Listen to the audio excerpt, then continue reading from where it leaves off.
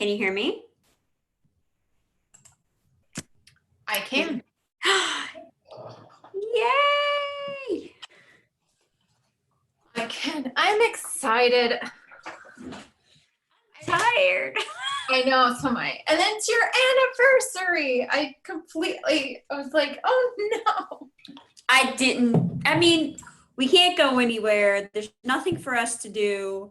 He's actually in his office doing homework. I'm in here. You could do dry. So I just saw this. I thought this was really funny. You'd like it. COVID-19 has turned all of us into dogs. We roam the house constantly looking for food. We get told no if we're too close to strangers, and we get really excited for car rides. That is sad but true. I know, it's kind of funny. All right. I need more light up in here. It's stormy and dark. Is that too much light? Too much? Not enough? I don't want it to wash me out. I'm gonna have Marty come back. Thanks, Marty. I'm still in work clothes. I haven't even changed. Yeah, this is a sad state of affairs today.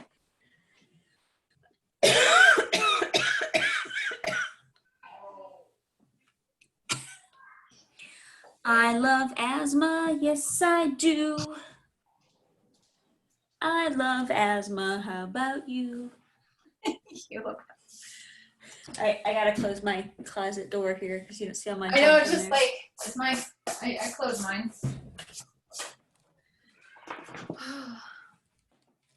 And it looks like we can go live on Facebook. Sure. I'm clicking, let me click the button and see what happens. Oh, live on Facebook direct. We are now live on Facebook. Hey everybody, thank you so much for joining us. If you're joining us live, super excited about that. We've got some fun stuff tonight.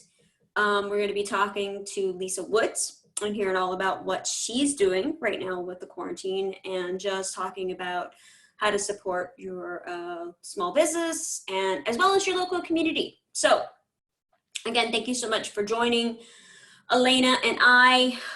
As you know, Business and Learning is all about equipping local entrepreneurs with the knowledge and resources to build a profitable and sustainable business. And this is even through COVID-19 quarantine times as well. We hear you, we see you, and we're here to help you in whatever you may need. So again, thank you for joining us tonight.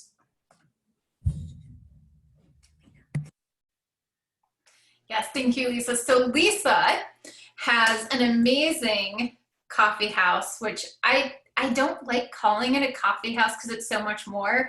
I like to think of it as a place where people go and gather, and where neighbors or strangers become your neighbor. I actually met some really amazing people. I met some photographers that were doing like cool, like stationary photos and stuff like on the tables, and have met different entrepreneurs that were there hanging out working. Even met a mom who was there to get away from her kids to do her college studies. So it was really, I loved it, and I'm still like super craving that pumpkin bread. You're like, where are we at on the pumpkin bread situation? Yes. It was like, I checked my storage and so where were we? Like, seriously, y'all, it was the best thing. Like, I had way too much. We'll bring it back for you. I'm going to call it the Alaina from here. Yes. Yes, bring back the Alaina pumpkin bread. Even was sharing with some people, I'm like, she's going to see if she can maybe, I'm like, and if I get some, I'll share it with you. They're like, yes. We're all like in for the pumpkin bread. Even was sharing with some people, I'm like, she's gonna but yeah, so I really love the environment that you created. So share with us, like, how did you even create eSocial House? Like, what was the beginning of it? Well, first of all, I'm going to steal your strangers becoming neighbors phrase because that was awesome. It's absolutely, in my, total view of this space was like a community space. So I really like that for one. I want to keep this as short as possible, but I actually have never been in the coffee business before. I'm just a serial entrepreneur. I see things and I just jump on it, as most of you can probably, if you're tuning into this, you can relate to, as someone who's kind of passionate about business and opportunity and just creating things in general. So long story short, someone that I knew owns the building, and I just saw pictures of it, and I messaged her and I was like, I want to make that a coffee shop. She goes, good, we want you to make it a coffee shop. And so I just, like the next day, went and looked at it and made it happen. So my background is I've been a photographer for 13 years full time, and that is a great creative outlet for me as well. But I needed something more. I got tired of just sitting in other people's coffee shops and editing all day by myself. So I really, really, really love cooking for people, serving people. This has been like the best outlet for me to just kind of be in touch with my creative side, but then also be able to meet with the community, engage with the community. I love our regulars. I love our, anybody that comes in. I feel like they know us, we know them, we become, it's strangers becoming neighbors. So I think that's perfect. So yeah. Yeah, I loved it. And it has just a very warm and inviting environment. I love just the way that it's set up, and even how you have different artisans there of different goods for people to buy, like the bags are beautiful, and candles, and of course your food is delicious. My husband loves the breakfast sandwiches. Okay. So, yeah, so we absolutely love it there.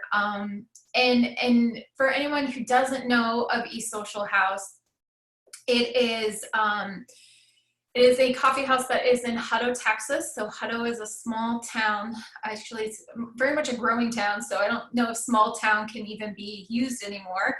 But it's a small town northeast of Austin. And it has the coolest, if you think of an old school Texas downtown, that's what this street is. Mm-hmm. East Street is just the old buildings. There is a cafe with a big old cow on it, which just screams, you're in Texas, you are in Texas. You're in downtown Texas. Yeah, there's silos down the street for a new co-op district that they're building. And it has a great environment. And what I'm wondering is, with it being such a small area, how did you navigate that? What are some different ways that you shared with people about this? Because it's one little street, there's not a lot of foot traffic. Yeah. So how are you getting people to know about you and to come in? Yeah.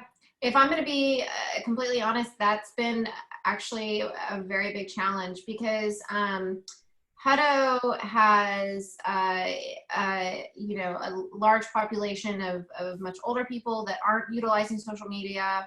The people that utilize social media pretty regularly, I felt like I was good at reaching those people just through posting and my own, past experience of using social media for my photography business. So I knew I could use that avenue. What I was shocked by was how many people we were not reaching, which I should have known, but it's been such a good educational learning curve of trying to reach people. So even doing something as simple as putting a sign on the corner of the street of a major passerby street, 79, brought in so many more people that go, hey, we saw your sign and we popped in, and then all of a sudden we've got a regular. So that was actually very challenging, but little by little, we've got people coming in saying, hey, I heard about you from so-and-so. Hey, I heard about you from so-and-so. And then we've got Hutto ISD superintendent that has their coffee talk meeting there, and then brings in moms and different things. So it was, challenging in the beginning, but probably an understandable challenge that every new business restaurant faces,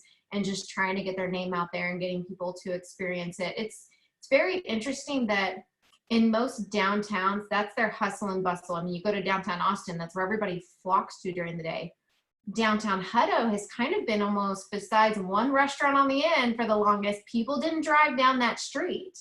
And there's still a lot of people that go to that one restaurant on the end and have no clue that we're down where we are, because they just don't come down that way. So it's also my, goal is to liven up that entire street for it to be a hub where people go and gather and hang out and shop and walk and eat and do all that. So my bigger goal is to liven up that street altogether and get more businesses down there. So.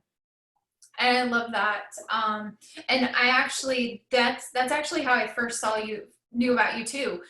We had only been in the area for a short amount of time. We were driving down 79 and I saw the sign. Oh, awesome. On the corner of the street, and I made a mental note, East Social House, East Social House. I'm like remembering it. When I got home, I Googled it, and there were a lot of Google reviews. I'm like, oh, everyone loves this place. That's where I'm going tomorrow to work. So that's what I did. I packed up my laptop. Obviously before what's going on right now, I would basically coffee hop to different coffee houses. I would just hop. So I called it a coffee hop, although I never got coffee, always got tea. Yeah. I'm a tea person. And it was, you. thank you. But you still have good tea and you refilled the hot water, which is awesome. Yes, exactly. And so when I saw that, that's what I did. And when I went for the very first time, I was like, wow, this is like, you've really thought of so many different things. There's long tables, for anyone who hasn't been there, there's long tables that are almost like a community picnic table. So it's a big, huge picnic table, but on the ends are plugs. So you can still sit there and plug in your electronics and sit there and work. And then there's other little groupings of tables or chairs. And I loved when I went and I sat, I was just like, okay, like, where do I sit? I don't know anyone. And the one lady's like, oh, no one's sitting here. She moved her bag and was like, cool, a friend, yay. And it was just really fun. Like the second that I got there, I felt welcomed and I was able to sit there and work, and I got way too many pastries and sandwiches and tea than my husband needs to know about. So if you're watching, hubby, just forgive me on that one. It's all a business write-off. Yeah. But I loved that environment, and the food is really good too. You have really creative dishes, and there's that, like the avocado toast and everything. So it's not just the environment, there's also the good food to go with it. So I love that it's both. As someone who coffee hops and sits in coffee shops for hours working, that was one of my personal requirements for our space, is to have food too, because I would never really coffee hop at a place where it just had coffee and pastries, because I would inevitably want something more hearty than that, and then I would end up having to leave, and so it would disrupt my work mode or something. So one, I love cooking and creating dishes, but then two, on a personal note, I knew that I wanted to provide something more hearty and sustainable than just pastries, but we do have really good pastries. So, yeah. Yes, you do. Telling you, pumpkin bread, you need the Alaina. I'm on it just for you. And that's to, where you saw a need. So it wasn't just, you saw a place, you saw an opportunity, which is, a lot of people sometimes they'll see something like, I bet you we could do this, but then they never actually do it. And that's the difference. You did it. You saw a space, you thought it'd be perfect for a coffee house, you reached out and you made it happen. Yeah. And then you were like, okay, how do I get people? Well, let's put a sign at the end of the road and let's get people in. And you got people in. And then the next thing you know, which is my favorite way of marketing, is now it's word of mouth. People know about you, they love you, and they're sharing with their friends and family. Everyone needs to go to East Social House. I love that.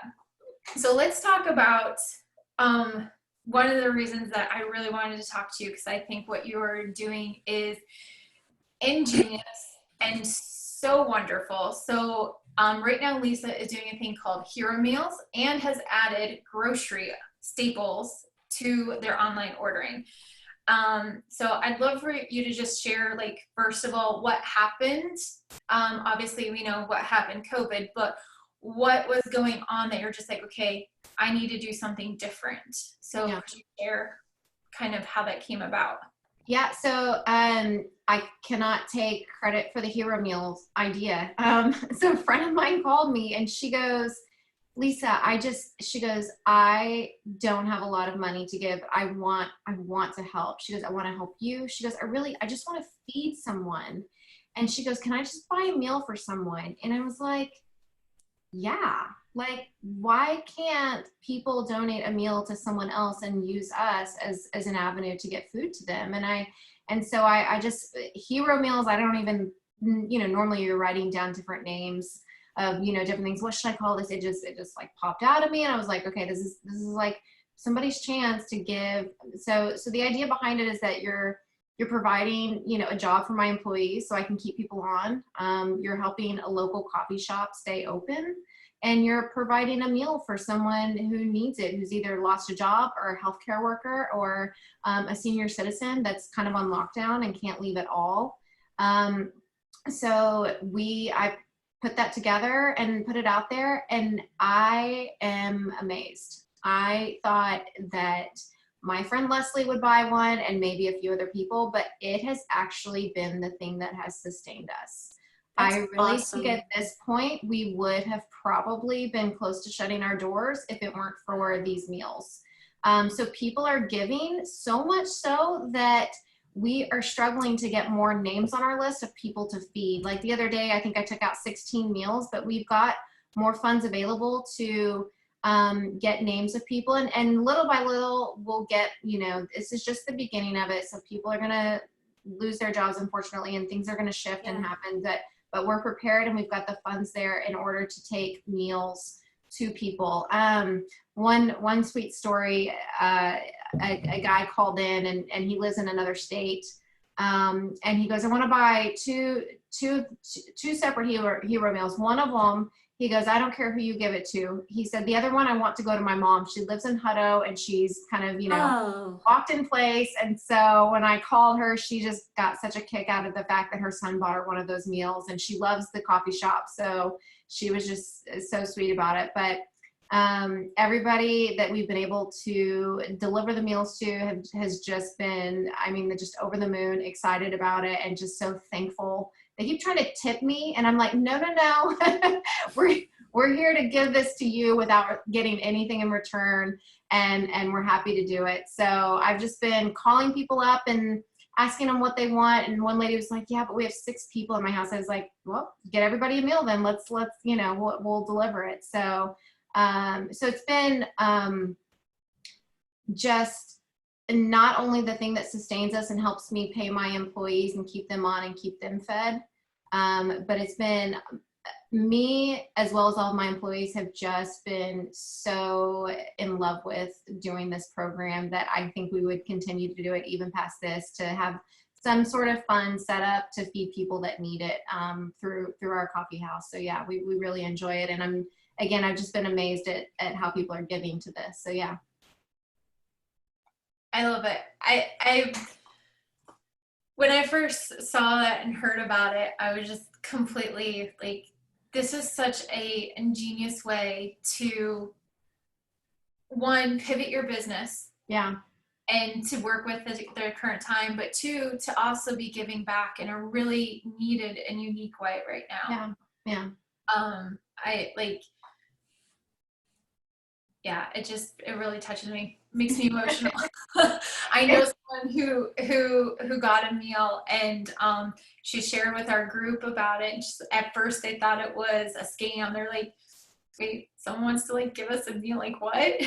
But then they looked it up, and when they saw it on the website, they saw that it was legit.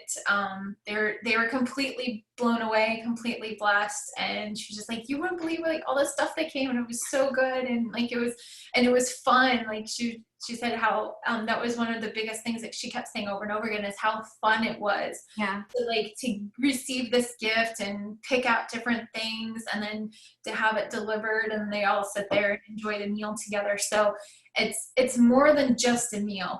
It's more than just even keeping your coffee house open. It's more than just employees. It's like there's so many other things that happen because of it, and I absolutely love that. Yeah. And then you also recently added grocery staples. Yes. To your website too, which is another great, unique way to serve the community. Yeah. At the time. Yeah, Luckily I was able, honestly, we've gotten a lot of our just staple items through Costco and HEB, but when they're out, we're out, and we knew that we couldn't have that happen. And I thought, if I can find another supplier and get stuff in bulk, we don't actually have that much storage capacity. It's a really small little back of house that we try to make, do with what we have.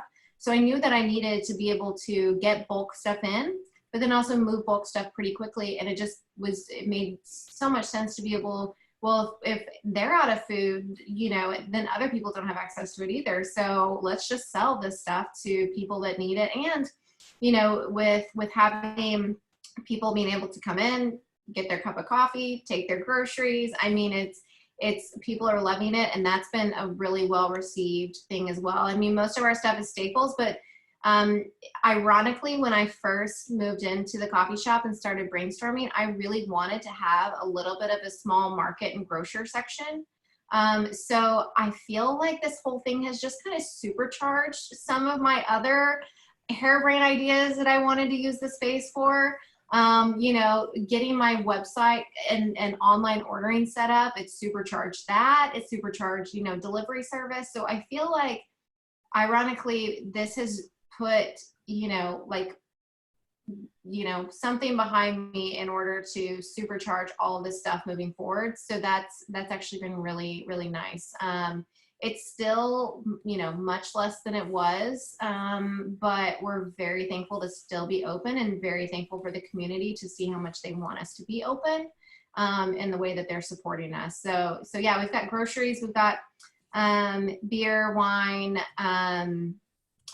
eggs, butter, cheese. We actually are one of the only providers for Boar's Head right now. We have a Boar's Head distributor, and HEB has taken out all of the Boar's Head deli meat sections. So we're one of the only people that you can get fresh sliced Boar's Head meat from. So that's fun and exciting too.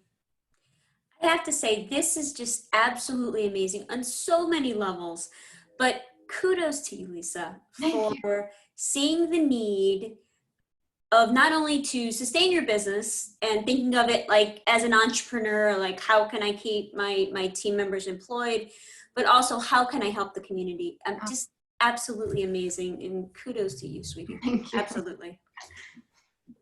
Yeah, and if anyone would like to donate to the Hero Meals, you can do that at eastsocialhouse.com. It's the very first thing underneath the hero image about the Hero Meals, right on the website where you can do that. Yeah, and if you know anybody that needs a meal, there's a link there to a form that you can fill out and put in their information, and we can let them know who wanted them to have a meal, or we can do it anonymously. So it's up to you. But yeah, also fill out if you know someone that needs a meal. Right. So since this is going out all over Facebook, what areas are you currently serving there in Texas? So so far as deliveries go, both with ourselves and with DoorDash, they try to keep it within a certain radius. We are delivering some meals for the Hero Meals to parts of Round Rock and Pflugerville and Hutto. And we could even go to Taylor, since that's close by. We do want to keep it as local as possible, since it is local people trying to donate to this program to serve locals. I am all about supporting all kinds of businesses, but I think in this time, especially more than anything else, I think that it's super important to support local people and local business. They're the ones that are more at risk of crumbling and having hardships than the big businesses. So yeah, super, super important to keep things as local as possible now more than ever. Absolutely. Absolutely. I mean, you hear so many stories about small businesses just saying, I can't afford to keep my doors open. Yeah. For a variety of reasons. There's just, depending on what their business is, they can't have people coming into their store. They don't have a food product, lots of different situations. So it's really sad to see this happening, but hopefully this gives them maybe some inspiration to do something like you did in their own community. Yeah, Yeah. absolutely. I mean, that's the goal. And we're also like today, you know, and we're starting this process for our coffee shop of me. I'm buying employees meals and snacks from other local places around town to try to support them as well, and you know, feed my employees. So yeah. Absolutely. Awesome. Yeah, it's awesome. So after this, which we don't know, you know, how this is going to work or whatever, but you were saying that you had some different ideas and stuff like that. So what are, if you want to share, what are some of those things that you've been kind of thinking about, or what is it that drives you to do the next thing? Oh, I mean, I am, it's not hard to drive me to do things. I probably, start chasing something before I think logistically about everything probably too often. You know, like, oh, I want that building, I'm going to make it happen, you know? So it has been a process, a learning curve for me. I mean, like I said, I've never done this business before. So there's still a lot just within what I'm doing now of learning curve of trying to perfect things and grow things and figure out what Hutto wants more than anything for this space. It is such a cool building. I can't take credit for the fact that it is a cool building that we are in. Like, there's, for me, like having that kind of aesthetic that I get to be in and work in every day, I know feeds me and feeds other people, and that's why they're there, is because atmosphere is important, and having that kind of like historic building that you get to go and sit in and experience is really cool. So what's next is me just still kind of perfecting this. If secretly I have dreams of opening up something else, you know, in the Hutto area or in the North Austin area. So we'll see what comes of that. But yeah, I'm just getting started. But I That's do love awesome. this, and I can't wait to do more things like it. But yeah, my immediate goal is to, as soon as this is all over, is to really figure out a way to make the space even more community space than it is. We do a lot of events like trivia night, bingo night, that is a bingo benefit that benefits some sort of nonprofit organization in the area, and so the proceeds go to that organization that runs it for the night. And so that's my goal, is to figure out what Hutto wants and needs, and to get more and more people to utilize the beautiful space for what it is. So yeah. So we have a question from one of the Facebook viewers, and they are wondering, what is your favorite pastry? We all know mine. I eat a different one every day. I mean, like, I just walk in and I'm like, oh, cookies. Oh, bourbon brownie. Okay, that's great. So hands down favorite pastry. Again, I don't even know. Like today it was the morning glory cookie. Just the oats and walnuts and coconut just spoke to me. But I would say the bourbon brownie. Just because even though it is so rich, I can't eat very much of it. It is a recipe that I have used and for over a decade. It's a crowd pleaser, and I think that people that haven't had it should try it. Our number one seller, though, is our peanut butter chocolate chip cookies, which are gluten-free. The bourbon brownie is gluten-free as well, and so is the peanut butter chocolate chip. And ironically, we don't sell it as gluten-free unless people ask, because it scares people away. But when they have it, they're like, this is gluten-free? What? And I'm like, gluten-free doesn't mean that it's bad. It doesn't mean it's tasteless. It's so moist and delicious. So yeah, I mean, I toggle back and forth, but I'd probably say the bourbon brownie. Okay, so we're gonna get to some business questions. So Yes. we've asked some food questions. So now we're gonna ask about business growth. So Tammy's got a good question for you. Yeah. So what is your favorite podcast that you may be listening to right now? Oh, How I Built This, hands down. Yeah, Ross, absolutely. How I Built Yeah. This. It's all about entrepreneurs, how they got started. Most of them big name, but you know, like Stitch Fix, Mhm. which one did I just listen to? I mean, there was one on Kate Spade. My favorite. Yeah. Airbnb. I mean, it's just amazing. What fuels me about that is that it allows me to believe that it doesn't matter if I have all the skills right now to do something. I know that I can learn how to do it, and I can delegate tasks that I don't know how to do to make Right. stuff Yeah. happen. Mm-hmm. And I think as entrepreneurs who have a spirit about them that really want to create things, I think that we can all kind of get down on ourselves and think that we probably don't have all the skills that it takes to make something happen.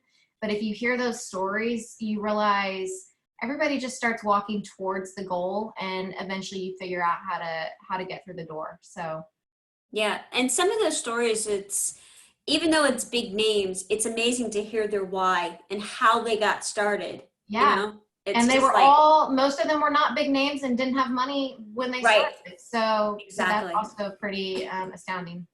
Yeah. I love that, and I love what you just said, that you don't have to have all the skills to make it happen. Yeah. Mhm. So that's like great life lesson and life words right there on, Yeah. you know, it doesn't have to be perfect. You just got to Yeah. try. As long as you're trying, you're doing good. You're doing good. There's also a great book, Fake It Till You Make It. And I think I stopped at the title and thought, yeah, okay, I'm good. I figured it out. Let's go. Yeah. Yeah. There's something to be said for that. Cause you know, it's almost like a mindset shift. It is. That, you know, if you believe that you can do it, you keep telling yourself, I can do this, I can do this, I can do this. Eventually you are going to get there, and then you're going to reach that next level and go, okay, what's next? Yeah. I know I can do this. Let's go for that goal. There were some hiccups definitely along the way of opening up the coffee shop. But I kept thinking, you know what? At the end of the day, there's no way this coffee shop's not going to, it's going to be open. So I'm going to get through this problem some way, somehow. And I'm not going to stress about this problem as being the end all. I just kept telling myself that pretty soon I'm going to unlock these doors and everybody's going to flood in and we'll be good to go. So That is And awesome. I think that mindset right there is what's really helping you right now. oh yeah. Yeah. And I'm not by any means saying that I do not feel anxious or stressed by this. I think the whole world feels that. Yeah. It's really hard, but I mean, I kind of, ironically, we were supposed to go on a cruise during spring break, and instead my family, which at the time we didn't, have all the separation issues, but just my immediate family, we just decided to just go get a house in Port Aransas instead, and just kind of stayed holed up on the house. And it was pretty hard that first week, but I just thought, you know what, I can't have this mindset the whole time, so I'm just gonna have to keep working through it. And like I said, you push through and make it happen. So I love that. Absolutely love that. All right, so you ready for rapid fire? whatever that means, sure. All right, so I'm going to ask you a lot of questions. Boom, boom, boom, boom. All right, I got it. And if Tammy thinks of any, she can hop in. But I've got 4 of them right now. Okay. So you just got to answer it with whatever comes to your mind. Okay. And if it's horrifically embarrassing, you got to go with it. I don't know if I've drank enough wine for this or too much. Well, we will find out. We'll find out. All right. There's never too much. No. Yeah, I agree. What is your favorite song right now? Oh, anything by Nathaniel Rateliff. All righty. Favorite board game? Backgammon. All right. Childhood nickname? Weezer. And it has nothing to do with the band and everything to do with my sister not being able to pronounce Lisa. Oh, that's fun. And did you have an imaginary friend when you were growing up? I did not. I was very active. I was mostly a solo person, but very active and always playing basketball or volleyball or skating or something. Favorite book that you could read over and over and over? Ooh, Half the Sky by Nick Kristof. It's a story about women overcoming oppression. Favorite vegetable? Every vegetable. Broccoli. I eat a lot of vegetables. Arugula. If you could sum up your life in the name of an ice cream, what would it be? Rocky Road. I love it. Tammy, got any more? Because those were mine. No, I do have a legitimate question. One of the things that I always love to ask people, whether I'm doing guest co-hosting a podcast or whatever, is people love to talk about successes. And yes, that is very important. But the biggest lessons that we learn are from our failures. So what is one of the things that you failed at that was your biggest lesson learner? I don't know that I failed at it yet. It's a business idea I've had for a long time that I haven't been able to make it take off yet. So it feels like a failure every single year that I don't do it. Mm-hmm. And I thought that this whole quarantine thing was going to make me slow down and focus on it. But clearly the coffee shop has got me even more busy now than ever with trying to finagle everything. But failure in the sense of not being able to make something happen that I really want to happen, that probably it's really hard for me to not be able to just go, okay, and then keep walking towards it. So that's probably it right now is my business idea on the back burner that I'm ready to launch. So yeah. That's awesome. Good. Yeah.